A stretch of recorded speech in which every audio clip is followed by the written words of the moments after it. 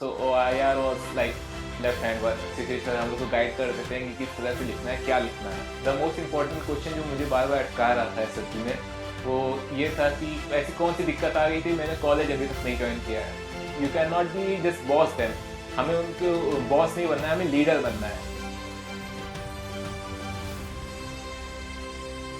Hey guys, मेरा नाम तनिष मिश्रा है एंड मैं जौनपुर से बिलोंग करता हूँ। जल्द में मैंने अपना 2FSB मैसूर से रिकमेंडेशन प्राप्त किया है NDA 153 कोर्स के लिए एंड इसके साथ मैंने CPSS भी क्वालिफाई किया है फ्लाइंग ब्रांच के लिए। आज मैं आपके साथ अपने 5 डेज के SSB एक्सपीरियंस को शेयर करने वाला हूँ। So first day 8 July to 12 मेरा SSB था। 8 जुलाई को we have reported at 2FSB Mysore. सुबह सुबह का समय 6 बजे लाइन बना के अंदर जाते हैं एंड OIR टेस्ट के लिए हम लोग डॉक्यूमेंटेशन के बाद बैठा दिए जाते हैं। OIR टेस्ट बहुत इजी टेस्ट होता है, ऑफिसर इंटेलिजेंस रेटिंग। तो उसके लिए हम लोग ऑलरेडी सेंचुरियन में बहुत प्रिपेयर कर चुके थे। सो OIR was like left hand work, तो आराम से हो गया था, कोई दिक्कत नहीं थी OIR में। OIR के बाद हम लोग का PPDT सेशन स्टार्ट हो गया था। PPDT में एक ब्लर पिक्चर दिखाई जाती है and we are given 4 minutes to write the story. इस स्टोरी राइटिंग की प्रैक्टिस भी बहुत हो चुकी है सेंचुरी में, सो आराम से हो जाता है, कोई दिक्कत नहीं है। स्टोरी लिखने के बाद 4 मिनट्स 100 वर्ड्स, इट्स ईजी। अगर प्रैक्टिस करते हैं तो आराम से हो जाएगा। नरेशन, सबसे पहले आप जब 3 ऑफिसर के सामने बैठते हो एंड अपने ग्रुप में नरेट करते हो, so it's the first opportunity to impress the officers there. Narration में बहुत अच्छे से आप कर सकते हो, बट इट्स ओके अगर आप अटकते हो बीच में, कोई दिक्कत नहीं है उसमें। मैं अटका था, मैं अपने नरेशन में एक बार अटका था एंड उसके बाद मैंने स्मूथली कवर कर लिया ऊपर। देन उसके बाद होता है ग्रुप डिस्कशन। डिस्कशन बहुत इंपॉर्टेंट होता है PPDT वाला, बिकॉज इसमें आपकी सोशल स्किल्स दिखती हैं कि कैसे आप अपने ग्रुप में इन्वॉल्व हो रहे हो एंड कैसे आप उनको लीड करते हो, कैसे आप उनकी अटेंशन को खींचते हो अपने तरफ। But unfortunately in my case सिर्फ मैं ट्राई करता रह गया। ग्रुप डिस्कशन में मुझे बोलने का ज़्यादा मौका नहीं मिला। एक ही बार, एक या दो बार मैंने बोला, बट मैंने ट्राई करता रहा। दैट द इम्पॉर्टेंट थिंग जो उनको दिखी शायद, एंड इसके लिए मैं स्कीन इन हो गया। हम लोग को फिर लाइन में खड़ा किया गया, रिजल्ट सुनाया गया एंड मैं बस प्रे कर रहा था कि काश लास्ट अटेम्प्ट पे हो जाए एंड ऑफ कोर्स हो गया। देन स्क्रीनिंग के बाद हम लोग को अपना रूम दिखाया गया, हम लोग को अपने सारे सूटकेस वापस दिए गए, फ़ोन इज़ ऑलरेडी सबमिटेड। हम लोग को रेस्ट करने के लिए रूम में छोड़ दिया गया एंड हम लोग को बताया गया कि शाम को हम लोग का स्टेज 2 स्टार्ट होने वाला है, जिसमें सबसे पहले साइक टेस्ट होने वाले थे। साइक टेस्ट में टैट, वैट, SRT, SG, ये चारों एक साथ हो जाता है एंड एयरफोर्स AFSB में यही रहता है कि पहले दिन ही दोनों चीज़ हो जाती हैं, स्टेज 1 और स्टेज 2 स्टार्ट भी हो जाता है। तो AFSB में आपको 3rd डे या 4th डे आपको फ्री मिल जाता है। सो शाम को जैसे ही शाम हुई, 6 बजे हम लोग को रिपोर्टिंग करनी थी, रिपोर्ट किया। सब लोग फिर से उसी हॉल में बैठ गए एंड टैट की पिक्चर्स स्क्रीन पे आने लगी। 12 स्टोरीज हमें लिखनी होती है, जिसमें से 11 में पिक्चर होते हैं, 12th स्टोरी हमारी ब्लैंक होती है, जो हम लोग प्रिपेयर करके जाते हैं यहाँ वहाँ पे बना लेते हैं। सो इन माई केस मैंने प्रिपेयर किया था एंड मैंने जो पिछली 11 स्टोरीज लिखी, उन उससे भी कुछ ना कुछ रिलेट करके उसमें लिख दिया, जो यहाँ पे सेंचुरी में बहुत अच्छे से समझाया जाता है। स्पेशली साइड पे बहुत ज़्यादा फोकस किया जाता है यहाँ पे। उसके बाद जब टैट हो गया, देन वैट आता है। वैट सबसे ज़्यादा इंपॉर्टेंट होता है बिकॉज इसमें टाइम बहुत ज़्यादा तेज़ी से जाता है।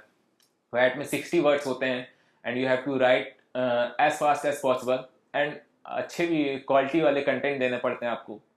जितना शॉर्ट, जितना सिंपल और जितना ज़्यादा आप क्वालिटी वाली चीज़ें दे सको वैट में। उसके बाद SRT होता है, 60 SRT होती हैं। मैंने वैट में तो 60/60 कर लिया, लेकिन SRT मैंने सिर्फ 35 की, बट 35 क्वालिटी वाली SRT लिखी मैंने। सो उसके बाद SD होता है, सेल्फ डिस्क्रिप्शन, जिसमें आपके पेरेंट्स क्या सोचते हैं आपके बारे में, आपके टीचर्स क्या सोचते हैं, आपके फ्रेंड्स क्या सोचते हैं, आप क्या सोचते हो। एंड 5th होता है कि आप आगे क्या देखना चाहते हो अपने अंदर, क्या आप चेंजेस लाना चाहते हो। यहाँ SD भी प्रिपेयर अच्छी खासी हो जाती है। शिशिर सर हम लोग को गाइड कर देते हैं कि किस तरह से लिखना है, क्या लिखना है एंड जो लिखना है वो रियल ही लिखना है, लेकिन हम लोग को आइडिया मिल जाता है कि कैसे लिखना है। सो जब ये खत्म हो जाता है, we are again free. We went to the our room, हम लोग को मोबाइल फ़ोन दिया जाता है अपने पेरेंट्स को कांटेक्ट करने के लिए कि yes we are screen in, हम लोग कहीं पे आ गए हैं एक लेवल पे। देन अगला दिन होता है एंड मेरा next day, I am the luckiest person कि मेरे बैच में नेक्स्ट डे ही मेरा इंटरव्यू था and first interview of that batch. मैं गया इंटरव्यू के लिए एंड फन फैक्ट, मेरे पास मेरी बेल्ट टूट चुकी थी, तो मैंने फ्रेंड से अपने ली। हम मेरा इंटरव्यू स्टार्ट हुआ एंड इंटरव्यू मेरा गया 1 आवर एंड 20 मिनट्स। बहुत ही अच्छा खासा इंटरव्यू गया and most of the questions मैं कर ले रहा था आंसर, लेकिन द मोस्ट इंपॉर्टेंट क्वेश्चन जो मुझे बार बार अटका रहा था एसएसबी में वो ये था कि ऐसी कौन सी दिक्कत आ गई थी, मैंने कॉलेज अभी तक नहीं ज्वाइन किया है। तो इस क्वेश्चन में मैं बार बार अटक जा रहा था। मैं एक ही चीज़ बोल रहा था कि सर मुझे एनडीए में बहुत ज़्यादा इंटरेस्ट था, इसलिए मैं एनडीए पर ही फोकस कर रहा था सिर्फ। बट क्वेश्चन बार बार पूछ रहा था इंटरव्यूअर कि क्यों नहीं ज्वाइन किया, क्यों नहीं जेई दिया। सो मैंने लास्ट में बस एक चीज़ कही कि सर अभी तक मैंने जितना भी किया है मैंने बहुत एक्सपीरियंस गेन किया है, मुझे इस बात का कोई रिग्रेट नहीं है। मैंने अभी तक कॉलेज ज्वाइन नहीं किया है but I have made many friends, I have gain many experience in the journey in 2 years। इस पॉइंट पे आके वो इंटरव्यूअर रुक गया इस क्वेश्चन पे कि हाँ ठीक है, वो सेटिस्फाइड हो गया इस क्वेश्चन से। फिर सीआईक्यू आते हैं, मेरे में 3 सीआईक्यू थे। CIQ comprehensive interview questions and ये रैपिड राउंड होता है जिसमें बहुत 10 to 12 क्वेश्चन एक साथ आपको दे दिए जाते हैं आपका मेंटल एबिलिटी चेक करने के लिए, आप सब कुछ याद करके बता पा रहे हो कि नहीं। एंड मैंने फर्स्ट सीआईक्यू अच्छा किया, सेकंड सीआईक्यू अच्छा किया, थर्ड में थोड़ा सा हटका एंड देन इंटरव्यू ने रिपीट किया क्वेश्चन एंड मैंने क्लियर कर दिया उसको भी। फिर इंटरव्यूअर से बात होते होते एक घंटे 20 मिनट के बाद इंटरव्यू खत्म हुआ एंड देन हाँ मैंने एक चीज़ और नोटिस की अपने इंटरव्यू में, बहुत ज़्यादा फियर बना देते हैं इंटरव्यू का कि इंटरव्यू बहुत टफ होता है, बहुत से क्वेश्चन पूछते हैं, कुछ आंसर नहीं किए जा सकते हैं, ऐसे ऐसे कोई भी मूवमेंट नहीं करना चाहिए, तुमको एकदम स्ट्रेट बैठना है, अपने ऐसे हाथ पे हाथ रख के बैठना है, हिलना नहीं चाहिए। बट मैंने ऐसा कुछ नहीं किया। मैंने अपना एक वे बना के रखा कि हाँ मैं सीधा बैठा हूँ, मेरे जो पाम्स हैं वो पूरे मेरे थाई पे हैं एंड इट्स बस कि नॉर्मल बैठा हूँ। डे 3 में मेरा जीटीओ स्टार्ट होता है and GTO was the best thing because सेंचुअल में जीटीओ की इतनी अच्छी ट्रेनिंग मिल चुकी होती है। सो हर सैटरडे हम लोग जाते हैं जीटीओ के लिए एंड यहाँ पे बहुत से अच्छे हम लोग को बताया जाता है कि क्या क्या ट्रिक्स हैं, किस तरह से प्लैंक रखना है, किस तरह से बांधना है। हम लोग को रोप टाइम ट्रिक्स भी बताई जाती हैं, एवरीथिंग यहाँ पे सब कुछ अच्छे से सिखा दिया जाता है। तो वो एक्सपीरियंस मेरे लिए बहुत बेनिफिशियल था उस एसएसबी के जीटीओ में। तो जितने भी जीटीओ में टास्क थे मैंने बहुत आसानी से किए, आराम से हो गए। हाँ जीटीओ जीटीओ में जब टास्क हो रहे होते हैं, पीजीटी हो रहा होता है, PGT individual obstacles, PGT HGT FGT जितने भी टास्क होते हैं, तो इसमें हम लोग जब ग्रुप में रहते हैं तो हम लोग हमारे साथ टीम मेंबर होते हैं उस टास्क में, हम लोग को उन्हें बताना पड़ता है, मतलब अपने तरफ से कोशिश करनी चाहिए कि गाइड कैसे कर सकें, किस तरह से प्लान रखना है। ऑफकोर्स तुम्हें करना भी है क्योंकि you can not be just boss them, हमें उनके बॉस नहीं बनना है, हमें लीडर बनना है। And for becoming a leader you have to take the plank, you have to do things and you have to tell also. तो उनको बताते हुए प्लैंक्स रखते हुए हम लोग अपना सारा टास्क कंप्लीट कर रहे थे, बहुत ही अच्छे से हो गया। मेरे मेरे ग्रुप में एक और स्टूडेंट था, एक और कैंडिडेट था जो बहुत अच्छा परफॉर्म कर रहा था, लेकिन उसमें यही एक चीज़ मेरे से डिफरेंस थी कि वो बॉस कर रहा था, मतलब he was bossing around because वो सबको सिर्फ कमांड्स दे रहा था, ऑर्डर्स दे रहा था कि क्या चीज़ कैसे रखनी है, क्या उठा के कहाँ पे रखो, क्या बांधो। देन ये पीजीटी एफजीटी ये सब टास्क खत्म होते हैं, उसमें ग्रुप ऑब्स्टिकल रेस भी होती है, बहुत ही फन रेस होती है, बहुत मजा आता है। स्नेक लेके हम लोग को दौड़ना रहता है, जोश हाई होता है, सब लोग के पास एक अपना वॉर क्राई होता है। मेरा वॉर क्राई वंदे मातरम था। हमारा फुल जोश में हम लोग जा रहे थे आगे, हर एक ऑब्स्टेकल पार किया, सबकी हेल्प करते हुए, किसी को पीछे नहीं छोड़ना था। वहाँ पे रूल्स बताए जाते हैं, ग्रुप रूल, कलर रूल, यहाँ पे हम लोग ऑलरेडी इंट्रोड्यूस करा चुके थे सेंचुरी में। सो हम मतलब मैं तो पूरा तैयार था उस सब चीज़ों के लिए। ये सब क्लियर होता है एंड जीटीओ का 3rd डे कंप्लीट होता है, जीटीओ का 4th डे होता है। 4th डे भी हम लोग अच्छा खासा करते हैं, लेकिन हम लोग का कुछ जीटीओ बच जाता है एंड वो 5th डे कंडक्ट होता है कॉन्फ्रेंस के जस्ट पहले। कॉन्फ्रेंस वाले दिन थोड़ा सा नर्वस होते हैं लोग, बट मैं चिल था क्योंकि मैं टेंशन नहीं लेना चाह रहा था। मैं जितना भी हो सके एक्सपीरियंस करना चाह रहा था चीज़ों को, मैं जितना हो सके इंजॉय करना चाह रहा था वो 5 डे का एक्सपीरियंस। सो कॉन्फ्रेंस थी एंड कॉन्फ्रेंस में वहाँ पे जितने भी आपको आपके एसेसर्स होते हैं वो आपको एसेस कर रहे होते हैं, तो कुछ पूछेंगे कैसा एक्सपीरियंस था वो बताना है, एंड सिंपल आप बाहर जा सकते हो। आपसे पूछा जाता है वहाँ पे कि इस 5 डे में आपको क्या लगा कि यहाँ पे क्या कुछ इम्प्रूव किया जा सकता है। तो मैंने, अब जैसे मैं था चिल मूड में, अब इस चीज़ पे भी आप कहीं भी रहोगे तो फ्रेंड्स आपके मना करेंगे कुछ मत बोलना, एकदम ऐसा रहना कि सब कुछ अच्छा हुआ। लेकिन मैं थोड़ा सा था, मुझे लगा जो चीज़ मैंने वो बोली। मैंने उनको बताया कि जो वहाँ पे टैप्स हैं बाथरूम में वो ज़्यादा वाटर लीकेज करते हैं, तो उसको सही किया जा सकता है। इतना कहा, एंड द प्रेसिडेंट सेड कि okay I got it, I will fix it, you can go. मैं उठा एंड चल दिया। कॉन्फ्रेंस खत्म हुई, अच्छा खासा इंतजार करना पड़ा, 1 घंटा।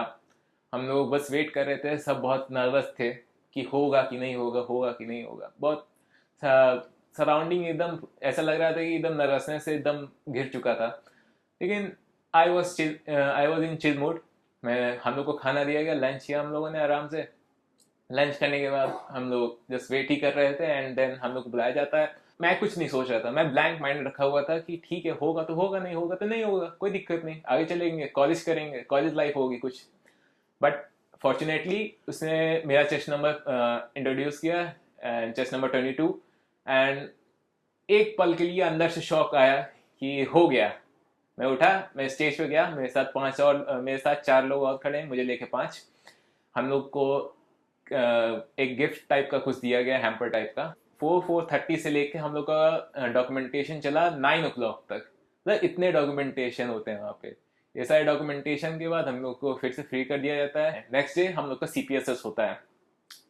अब कॉन्फ्रेंस इन होने के बाद एक बार मेरे अंदर भी एक नर्वसनेस आ जाती है, एक बार डर आ जाता है कि इतना आ गए हैं, अब थोड़ा सा और बचा है CPSS। सो CPSS बहुत, मतलब सिंपल तो नहीं बोलूँगा, होता है अपने में एक लेवल होता है CPSS का। बट फॉर्चुनेटली सेंचुरियन में CPSS की व्यवस्था है, एंड मैंने पहले से एक्सपीरियंस किया हुआ है CPSS। सो वहाँ पे जाते हैं, हम लोग को 2 पार्ट्स में होता है CPSS। पहला वाला ऑप्शन टिक करने वाला होता है, ऐसे एक टेबल होता है, उस पर 5 ऑप्शंस होते हैं, बटन टाइप के होते हैं। क्वेश्चन स्क्रीन पे आता है and you have to just mark कि कौन सा ऑप्शन सही है। वो थोड़ा सा इजी होता है। उसमें बहुत ढेर सारे सेट होते हैं पेपर्स के। देन जो नेक्स्ट होता है कॉकपिट में बैठा के होता है। उसमें 12 to 13 गेम्स होते हैं, और अच्छे खासे लेवल के गेम होते हैं। उसमें 3 ट्राइज दिए जाते हैं हम लोग को, 3 ट्राइज, जिसमें से जिस भी ट्राई में आप सबसे ज़्यादा हाई स्कोर करोगे उसको वो मेन ले लेंगे। एंड देन सम होता है, एंड आपको बताया जाता है आप CPSS क्लियर किए हो कि नहीं। हम लोग को रिजल्ट आके बताया जाता है। जो मेरा ऑफिसर था उसने कहा कि मैं से उनका बताऊंगी जो नहीं हो पाए हैं। सो फिर थोड़ा सा नर्वसनेस आती है अंदर, कब कभी आती है कि होगा कि नहीं होगा। देन वो नाम लेना स्टार्ट करता है। हमारे बैच में 5 में से सिर्फ एक ही नहीं कर पाया था। एंड लाइक दिस 5 डे का प्रोसीजर खत्म होता है, 5 डे का SSB एक्सपीरियंस खत्म होता है, एक 2 साल की जर्नी खत्म होती है। और इस तरह मैं 2FSB मैसूर से रिकमेंड होता हूँ।